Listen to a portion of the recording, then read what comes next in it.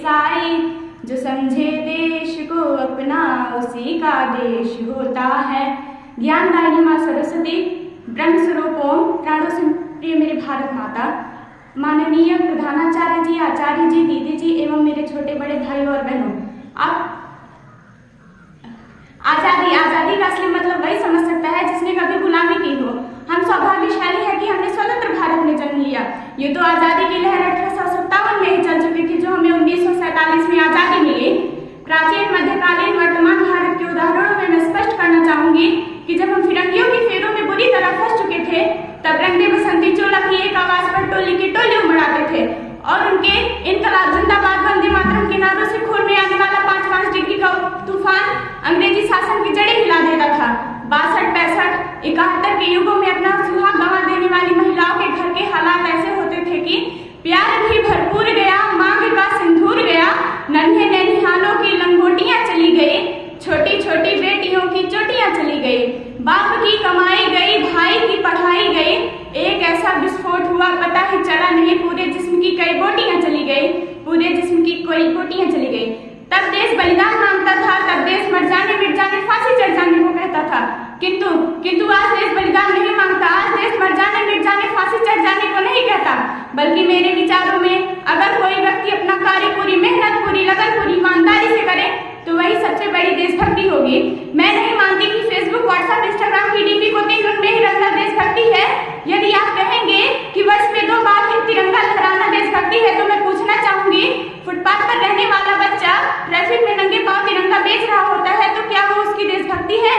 नहीं, वो उसकी देशभक्ति नहीं, वो उसके पेट की शक्ति है जो उसे ऐसा करने पर मजबूर करती है।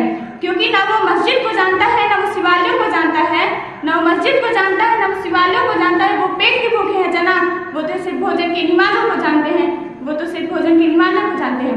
अपने परिवार, अपने समाज, अपने राष्ट्र समर्पण का भाव है देशभक्ति। हर देशद्रोही के जीवन में आने वाला तूफान है देशभक्ति, ताकि हर देशद्रोही ये समझ सके, अगर तू परिंदा है तो ये आसमान भी तेरा है, अगर तू दरिंदा है तो ये शमशान भी तेरा है। भाईचारे से रहना है तो रह इस जमीन पर, वरना ये कब्र भी तेरी और कब्रिस्तान भी तेरा है। क्या और नहीं, वरना ये कब्र भी तेरी और कब्रिस्तान भी तेरा है। हम उस समाज में रहते हैं जहाँ पत्थर की मूरत को लगते हैं 56 भोग, भूखे नंगे तड़पते सो जाते हैं लोग। क्या यही सच्ची देशभक्ति, क्या यही सच्चा राष्ट्र प्रेम है कि न सरकार मेरी है, न रोब मेरा है, न ये बड़ा सा नाम मेरा है, बस इस बात का गुरूर है मुझ में, मैं इस हिंदुस्तान की हूँ और ये हिंदुस्तान मेरा है। और एक वैचारिक बीमारी हमारे समाज में नजर आती है। सब कहते हैं कि हम दुनिया के सबसे बड़े लोकतंत्र हैं, जहाँ हिंदू पैदा होते हैं, मुस्लिम पैदा होते हैं, सिख पैदा होते हैं और ईसाई पैदा होते हैं, परंतु दुर्भाग्यवश इंसान पैदा नहीं होते। ना हमें हिंदुओं की जरूरत है, ना हमें मुसलमानों की जरूरत है, राष्ट्र निर्माण के लिए सिर्फ एक इंसान की जरूरत है। जरा सोचिए, ये पेड़ पौधे शाखाएं भी परेशान हो जाएं अगर परिंदे भी हिंदू और मुसलमान हो जाए। और मैं अपनी बात को कविता के द्वारा विराम लगाना चाहूंगी। कथानक व्याकरण समझे तो सुरभित छंद हो जाए, हमारे देश में फिर से सुखद मकरंद हो जाए। मेरे ईश्वर मेरे दाता ये दुनिया मांगती तुझसे, युवा पीढ़ी संभल करके विवेकानंद हो जाए, युवा पीढ़ी संभल करके विवेकानंद हो जाए।